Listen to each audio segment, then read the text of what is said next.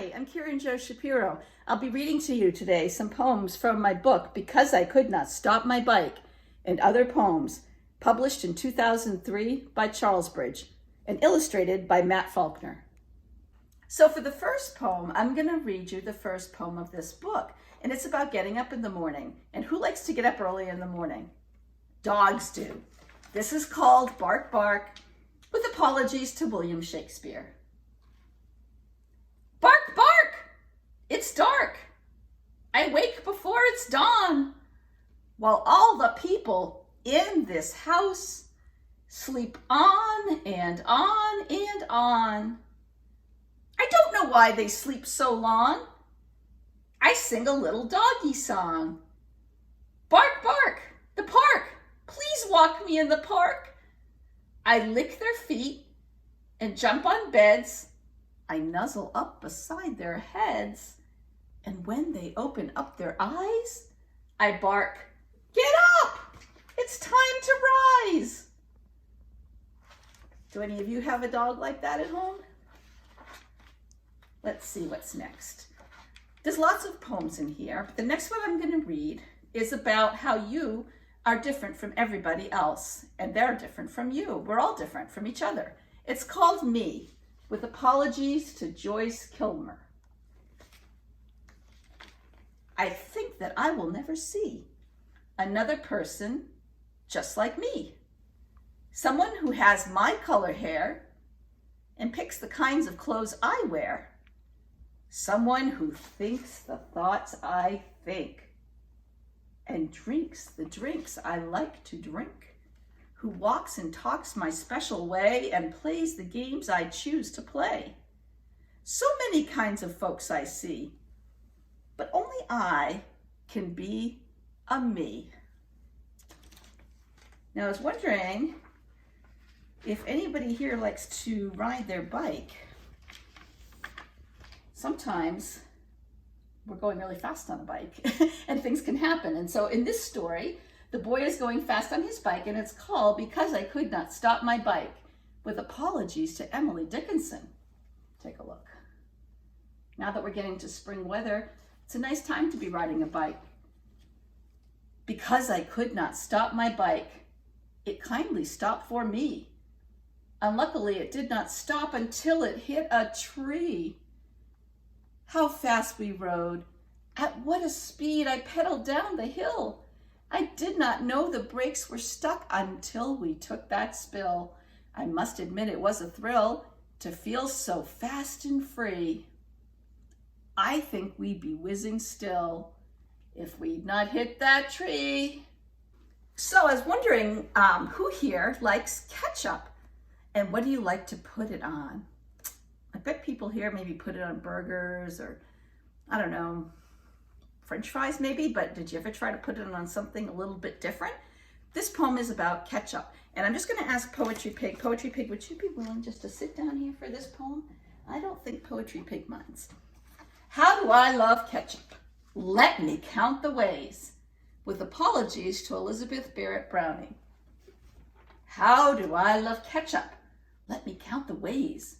I tried it first on burgers and fries.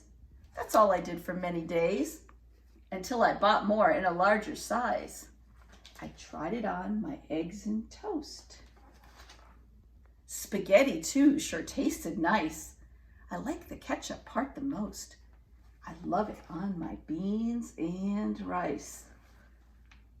I add it to all my soups and stews, on vegetables, a little spurt, a dash on fruit, and if I choose, I'll even have it on dessert.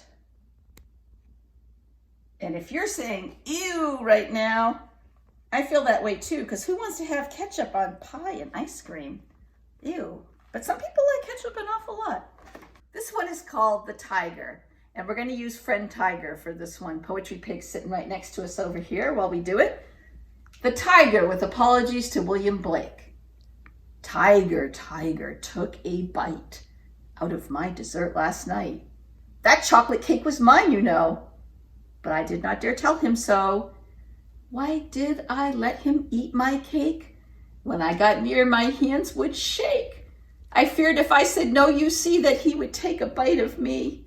Tiger, tiger, saw my plight and said, I'm sorry for last night. I did not know it was your cake. Next time I'll ask before I take. Hey, Poetry Pig, why don't you come on back here with me? Okay. Well, you know, it's going to be that time soon where it's summer and people are going to be getting outside, and we're going to have to make sure we don't get sunburns. A red, red nose, with apologies to Robert Burns. Oh, my nose is like a red, red rose that's newly burnt in June. Oh, my nose was in the hot, hot sun all yesterday afternoon. As burnt you are, my little nose, yet redder is each ear. And I shall peel until I heal. A week or two, I fear. Next time we're at the beach, dear nose, where children play and run, we'll be the one with the big white hat under the hot, hot sun. The constant shirt wearer, with apologies to Sir John Suckling.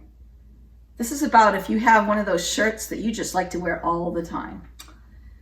On with it. I've worn this shirt for 3 whole days together, and I will wear it for 3 more in rain or sunny weather.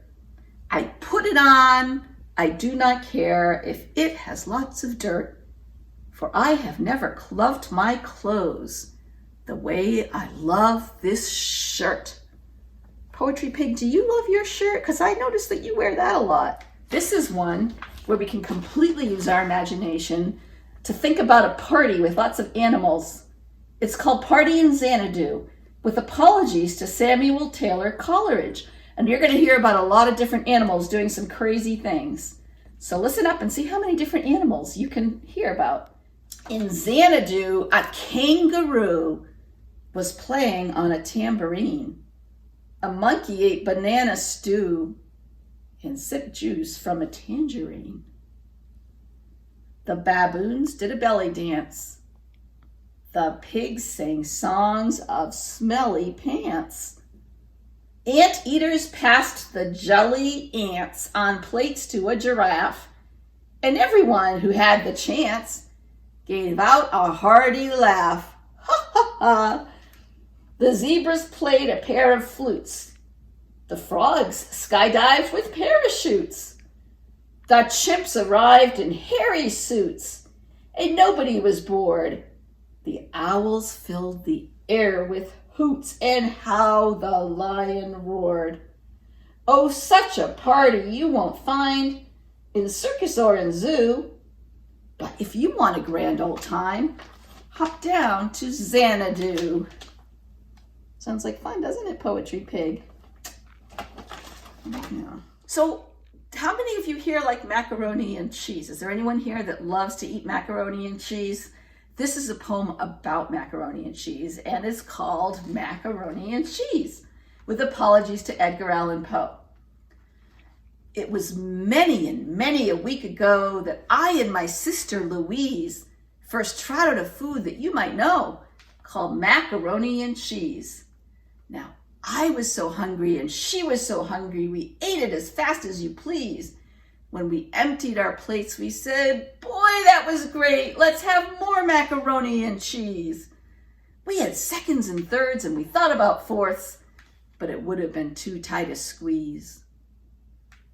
Now, when we were quite small, there was many a fight between myself and Louise. But on that fine day, we knew we'd unite over macaroni and cheese. When I said gaily, let's have this food daily, my sister replied, I agree. Now the moon never beams without bringing us dreams of macaroni and cheese. And the stars never rise, but you'll hear our loud cries of macaroni and cheese. And every noon we sing a bright tune, for we know we'll be eating it soon. No matter how others may wonder or tease, we'll eat macaroni and cheese. I see that Poetry Pig has gotten herself some bread. We're going to read a poem about bread. Fancy bread, with apologies to William Shakespeare. Do you want some fancy bread? With jam and butter it is spread, and you could bring a slice to bed. Reply, reply. Yes, I'd like your fancy bread, but in the dining room instead. I don't want breadcrumbs in the bed. That's why. A messy room. With apologies to William Blake. I made a mess. I let it go. I used more toys. The mess did grow. I lost some crayons. I spilled some glue. I pulled out books. The clutter grew. And every time that I would play, I did not put my things away. Soon stuff covered all the floor. That's what I said the floors are for. Junk all around, mess on each shelf. One day I could not find myself. And for our last poem, we're going to do one called Sing Me a Song, My Daddy. With apologies to Christina, when I am giggling and skipping about, sing a glad song for me. And if I am stomping and starting to shout, sing a mad song for me. And when I'm crying or wearing a pout, sing a sad song for me. When I am afraid, a scared song is nice. If I'm really afraid, will you please sing it twice? A song for the morning to wake up brand new. And when I am sleepy, a night song will do. So those are the poems for today. And again, they came from Charles Bridges' book that I was the author of, and Matt Faulkner drew the pictures, Because I Could Not Stop My Bike and Other Poems. And that was published in 2003. Thanks for joining us for the poems. We want to say a special thank you to Poetry Pig and also to Tiger.